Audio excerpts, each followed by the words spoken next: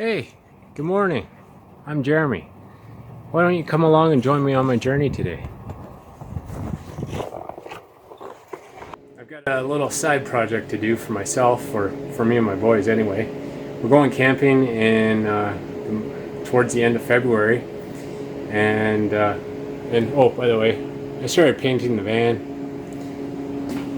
That's the passenger recorder. And a long time ago, or a while ago, when I got it, when I installed the new fender with no rust on it, I painted it then. I'm using full gloss or high gloss trim clad paint on everything, just spray can. Anyway, that's besides the point. So we're going winter camping, and I'm working on a shelter right now. I'm probably going to use that 10x10 gazebo, and I've got some military pup tent or shelter halves. That's what they're called, individual shelter halves I have left. And I've got probably 2 dozen of those, and they zipper together. So I'm probably going to cover that 10x10 gazebo, the walls of it, with those, and build an inside ceiling with them as well. But I want to make a stove. So, I originally bought 2 sheets of that 18 gauge steel for doing bodywork and stuff on the van. Still have 1 left. But I want to turn it into a 12-inch cube, or 12-inch by 12-inch and 16 inches deep. The sheet's 24 by 48, and I want to bend it.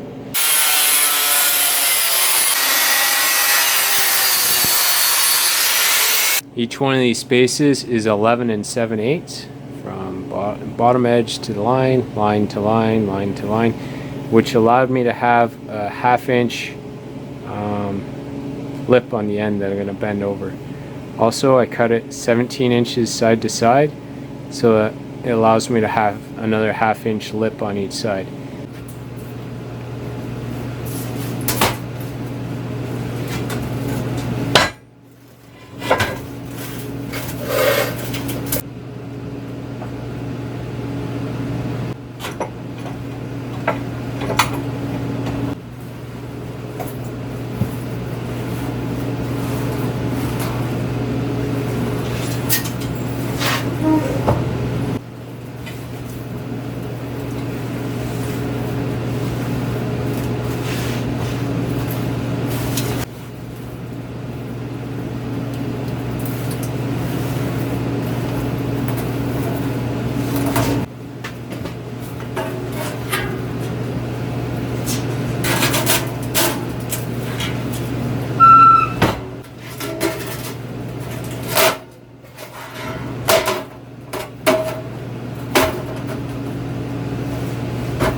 Now we have a metal firebox.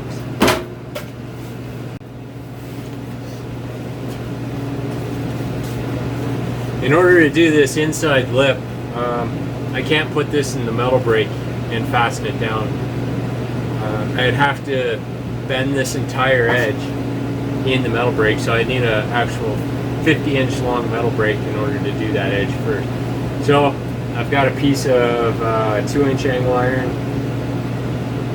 maybe 1.5 inches, but it's about 1/4 inch thick, or 3/16.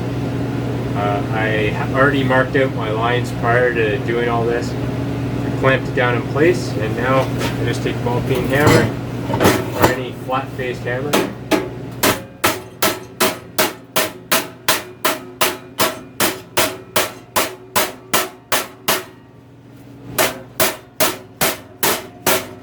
But now I just got to do the perimeter on this side.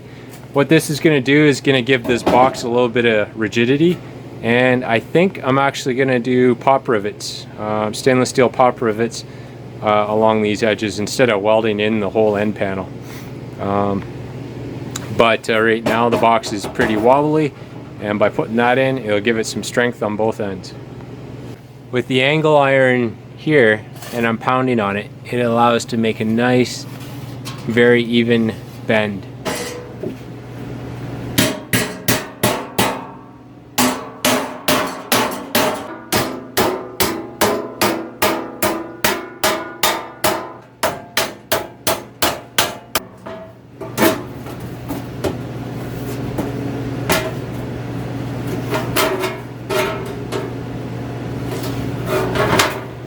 Might actually cut that little tab off. It's just overlapping and I don't like it. But if this is all tacked together, you can already see. Here, clamp it.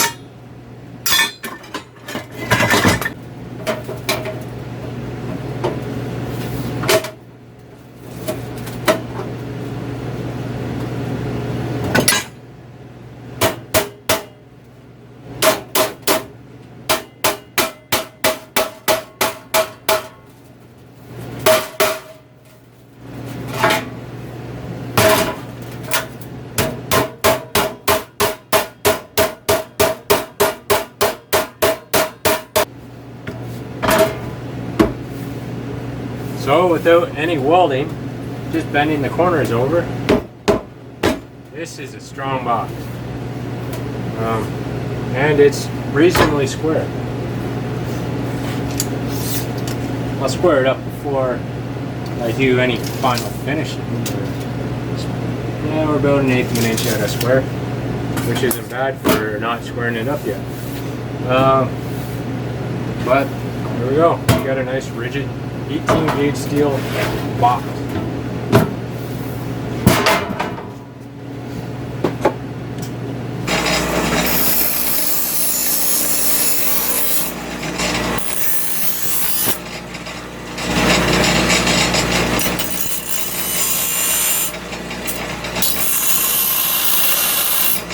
Here is the template or layout I came up with for the legs. After bending it and everything, you end up with 2 points at the bottom that can dig into the ground. They're from the top of the angle to the bottom is 1 inch. The leg is 1.5 inches by 1.5 inches, so overall 3 inches wide. And then at the top, I bent again at 1 inch. I bent one piece over flush at 1 inch, and then I put this in the metal brake with a scrap piece of metal on top of the first bend, and then when I bent it over in the metal brake, it left a gap because I also made these pieces and bent them into one of these. After you bend this piece, you end up with this piece, like so. And after you bend this little flat 1 inch by 3.5 inch piece, you end up with a piece like this. It's got a little raise in it. So what I'm going to do, I'm trying to build this whole thing without welding. I'm going to use rivets on this one and see how it goes. I'm going to drill a hole in each flange for a rivet. That's going to go to the bottom of the stove. And then this, that higher piece, it's just going to slide over it like that. So this is how it's going to go on. It's going to go in, inset just like so. Actually, sorry, that's not the bottom. It's actually on the bottom. It's going to go in like that and be riveted on, and then that little edge there is going to slide under like that, and I'm going to inset it just a bit, maybe 1/2 inch from the edge, so it doesn't get kicked as easy. And same with the end of the flange, will be 1/2 inch from the edge. So it'll be something like that. And then they're removable legs. I don't want the legs on all the time. I just want to be able to, I'm trying to make it all so it fits inside the box.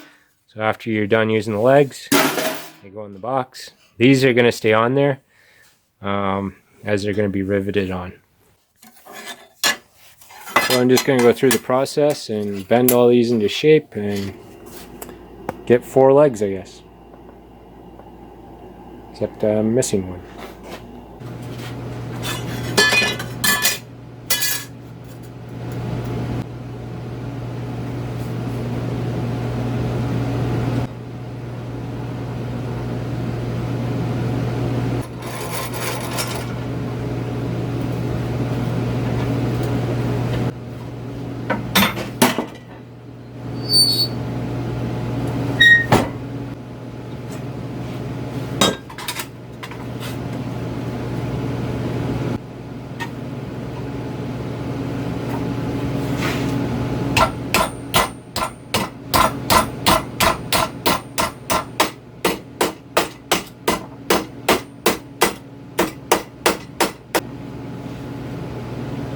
so far, that's where I'm at. I did my metal brake right up the center line, and for doing this piece, just lined up my piece of angle iron inside, which worked out perfect. It also makes sure you've got a nice tight 90 and it holds it there. And then I just had to hammer this one up. Now this one I need to fold over with the gap for this piece to go into. So I'm actually gonna, that piece is actually gonna go in the metal brake. But I have to, when I line up my piece with this center line, I have to include this piece. So the face of this piece is the center line. And I just have to clamp this down to there. I do have a bunch of quick clamps and vice grips and stuff like that, but I don't like how they hold. I find the C-clamps just hold everything a little tighter, a little bit better. So that's what I usually use.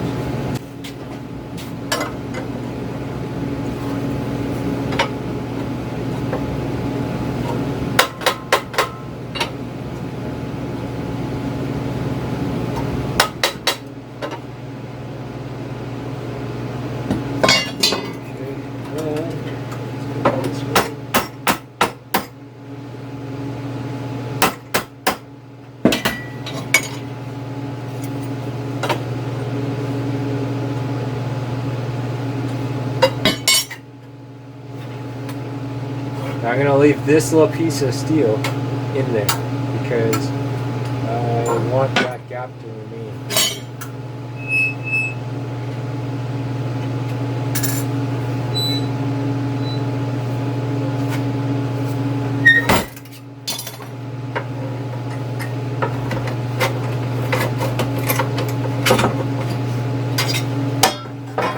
Now,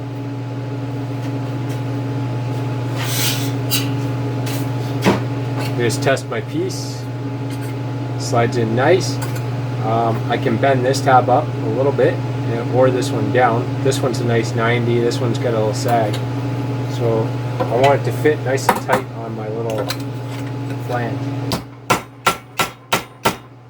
Just going to hammer them together a little bit. And then there.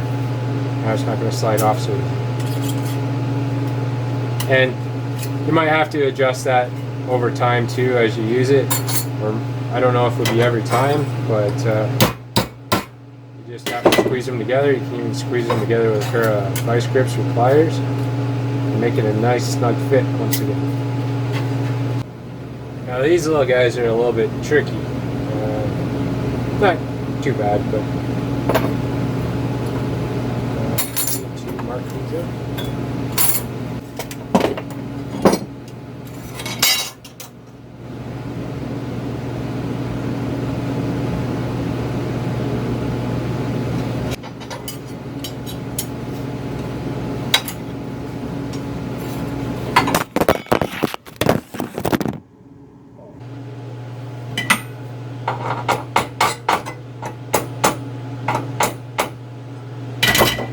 I'm going to do a slight bend, maybe about 30-45 degrees. And I'm going to take a scrap piece, but for now I'll just use one of these. I'm going to sit it just tight as I can get it in there, and hammer this one flat.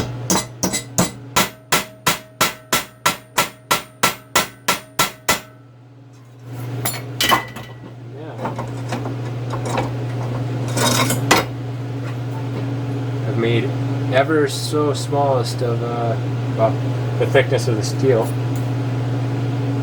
flange, and I can rivet that onto the bottom and slide this through.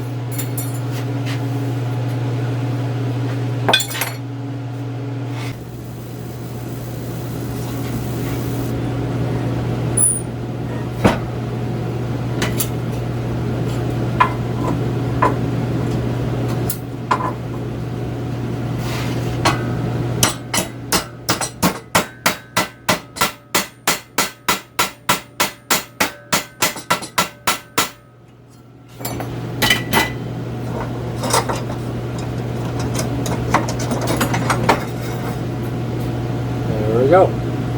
Don't know if you can see it that much, but it's got a little bow in it. So let's just slide right through our leg.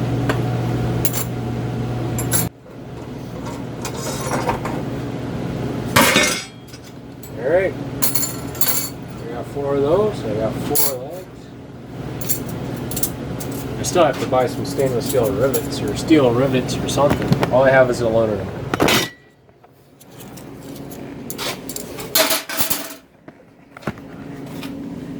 So each leg will be on here like so.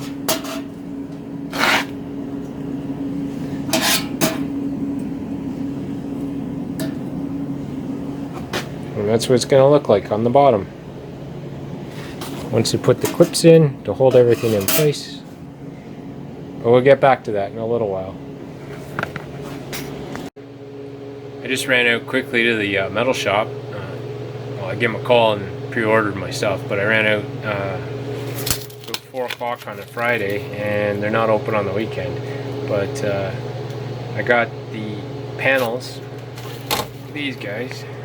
I got them to cut them to my measurements. For these, I ordered 3 of them, 1 to fill each end and then 1 for the door.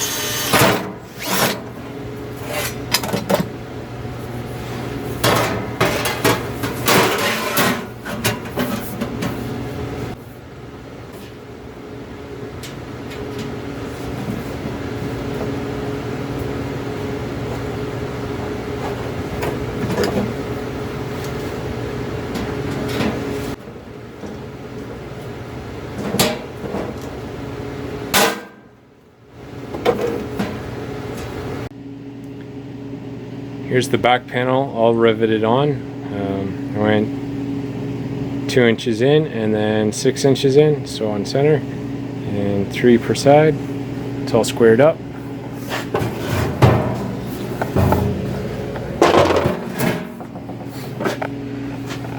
And that's what she looks like. I'm gonna put the legs on.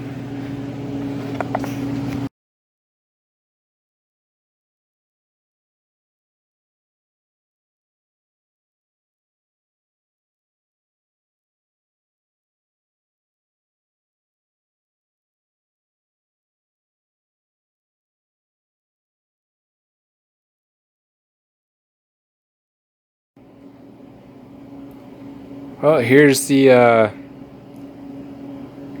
my little tent wood stove laying down. It's got a 10-foot chimney on it. It's a roll of 12-inch by 10-foot aluminum. What's it called? It's aluminum flashing for a roof. And but yeah, here's the stove. A little 4 legs. My door. And I was trying to make the entire thing weld free, but when I got to this, I messed up on my hole and I ended up having to cut the flange off, and so I had to MIG weld it all the way on. I'll show you this in a bit, but I used 3-inch to 4.5 inch, or 2.5 to 3 inch, 2 5/8 to 4.5 inch rings around this to hold it in place initially. And I made these out of bottom wire for a chain link fence. Put 12 of those, put one on pretty much every foot all the way up. And I used one the hose clamps right here on the steel to hold that in place nice and firm. And I can pick the whole thing up and it stays firm and straight. But this is nice and lightweight. I'll see how it works tomorrow, because I still got like this gap around here, but there's quite a bit of overlap. So once I light a fire in it, I'll see if it'll actually work. The theory behind this roll is when it comes like that, so then you lay it out flat and you roll it into a long roll, and then you put these little rings on all the way up, in theory. So we'll see how it works tomorrow. Got my little, it's my air vent in the top there, flue. So the handle of this is the direction of the flap, so that would be fully open and that'd be fully closed. Yeah, I might, well, tomorrow I'm hoping it's a little bit warmer outside.